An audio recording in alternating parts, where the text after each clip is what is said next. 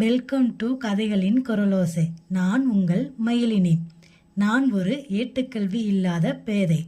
என்னுடைய வாசிப்பில் இந்துமதி அவர்கள் எழுதிய கன்னத்தில் முத்தமிட்டாள் அப்படிங்கிற சிறுகதையை கேட்குறீங்களா?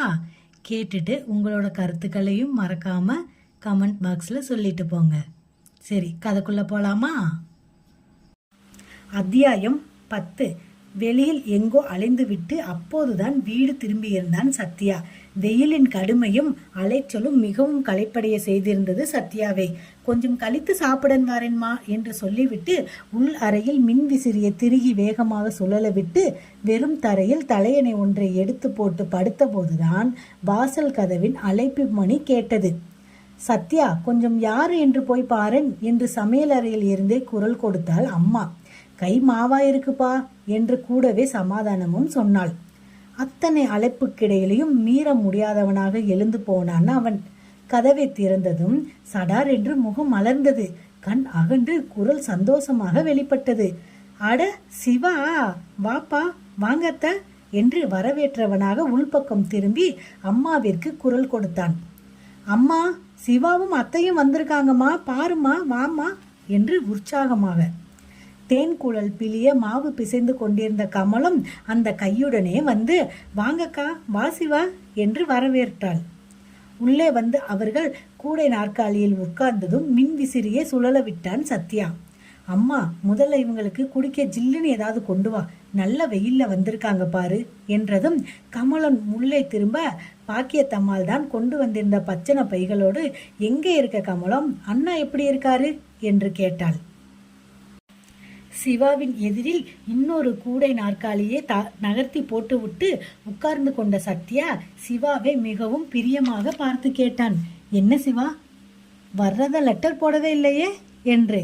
லெட்டர் போட ஏது நேரம், நீ லண்டன் போறதா மாமா எழுதின கடிதாசி முந்தா நாள் சாயந்தரம் தான் கிடைச்சது. உடனே அம்மாவும் நானும் கிளம்பி வந்துட்டோம். உன் கூட 2 நாளாவது தங்கலாம்னு முடிவு பண்ணி வந்திருக்கோம் என்றான் சத்யா. நீ வந்து என் கூட 2 நாள் தங்குறத பத்தி ரொம்ப சந்தோஷம். ஆனா இதற்காக ஏன் இவ்வளவு கஷ்டப்பட்டு ஓடி வந்த என்றான். நல்லா கேட்ட சத்யா, இதற்கு மேல் வராமல் வேற எதற்கு வரணும்? முதல் முறையா நம்ம குடும்பத்துல நீ வெளிநாடு போற, வழி அனுப்ப கூட வராம அப்படி என்ன வேலை எங்களுக்கு? எவ்வளவு சந்தோஷமா நாங்க ஓடி வந்திருக்கோம், இத போய் கஷ்டம்னு சொல்றியே என்றான் சிவா. அப்போது பதிலை கேட்டு உருகி போனான் சத்யா. திரும்ப சொல்ல வார்த்தைகள் கிடைக்காமல் திண்டாடினான். ஒரு வினாடி பேசாமல் இருக்க அம்மா கொண்டு வந்த எலுமிச்சை ரசத்தை பருகி பின் மெல்ல ஆரம்பித்து ஒவ்வொன்றாக தொட்டு தொட்டு பேச்சு வளர்த்து பகல் சாப்பாட்டிற்கு பின்னர் இருவரும் கிளம்பி வெளியில் போனார்கள். மனமாற பேசியபடி காலார நடந்தபோது குடும்ப விவகாரங்களை தொட்டனர். சிவா அவனது செலவிற்கு தேவைப்படும் என்று நெல் போட்டு பணம் கொண்டு வந்திருப்பதை தெளிவுபடுத்தியதும் பின்னர் சத்யா, உனக்காக புல்சூட் ஒன்று எடுத்து தரணும்னு ஆசைப்படுறேன். இதை என்னுடைய எளிய பரிசா நீ வாங்கிக்கணும். தயவு செய்து வேணான்னு மறுத்துடாத என்று கெஞ்சியதும் நெகிழ்ந்து போனான் சத்யா.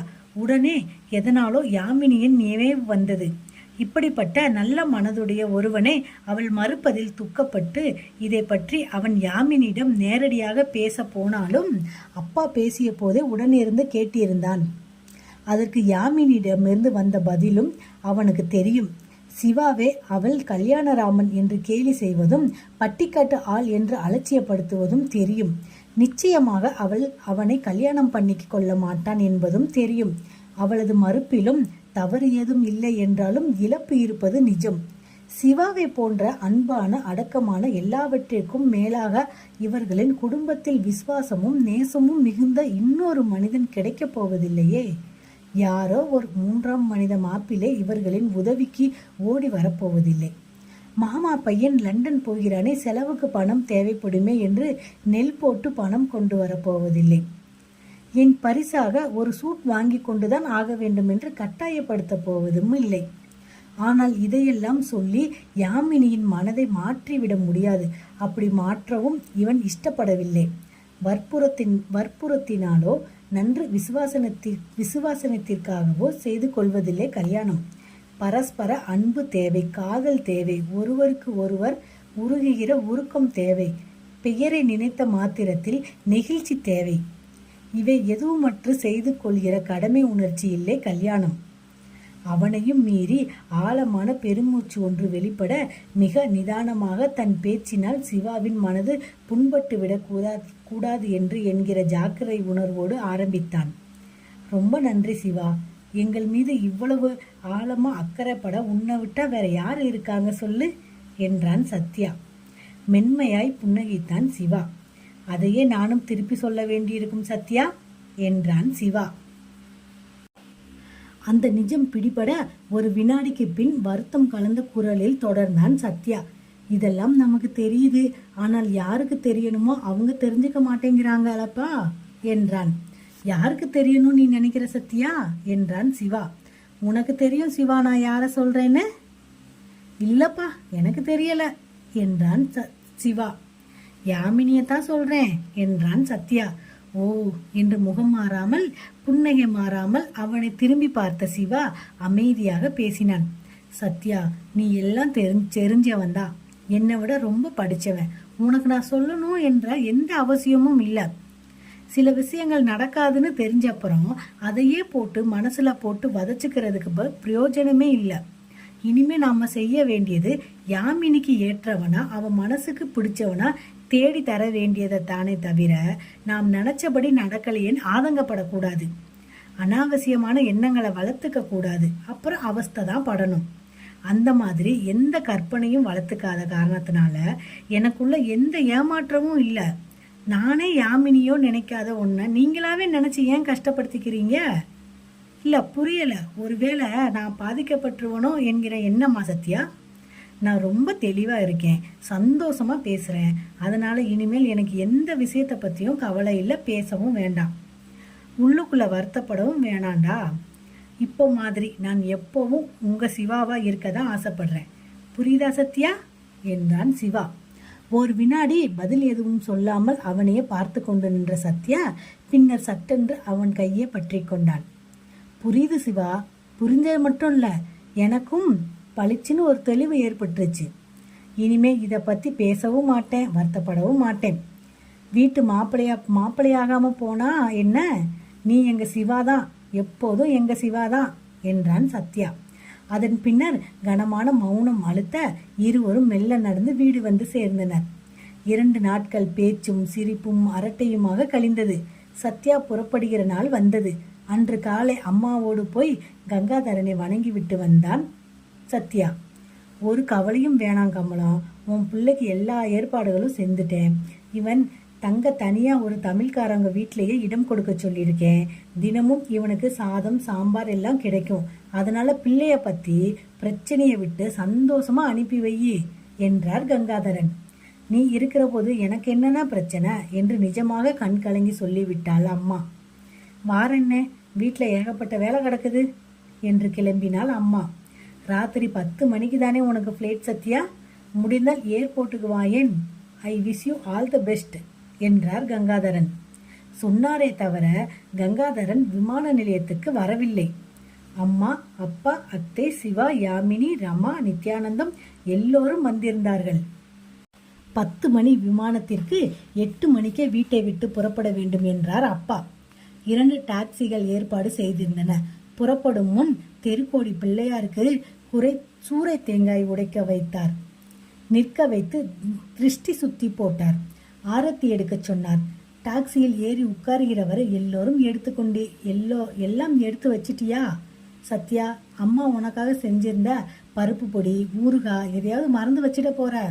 அத்தை கைமுறுக்கு கொண்டு வந்தாலே அதை எடுத்து வச்சுக்கிட்டியா? ஏர்போர்ட் டிக்கெட்டு, பாஸ்போர்ட்டு எல்லாம் ஜாக்கிரதப்பா, கோட் பாக்கெட்ல வச்சுக்க என்று மாறி மாறி ஞாபகப்படுத்தி கொண்டிருந்தார் அப்பா. விமான நிலையம் வரை அமைதியாக வந்த அம்மா அதன் பின் மெதுவாக கண் கலங்க ஆரம்பித்தாள். விமான நிலையத்தில் வரி கட்டி சீட்டு வாங்கி டிக்கெட் சரிபார்த்து பெட்டிகளை எடை போட்டு அதற்கான அடையாள சீட்டு ஒன்று மறுச்சீட்டு ஒற்றி வாங்கி கொண்டு செக்யூரிட்டி பரிசோதனைக்கு முன் மீண்டும் திரும்பி வந்து அம்மா, அப்பா, அத்தை கால்களை தொட்டு கண்களில் ஒற்றி கொண்டான் சத்யா. போயிட்டு வாரேன்பா, வரட்டுமா அத்தை என்ற போது குரல் கரகரத்தது.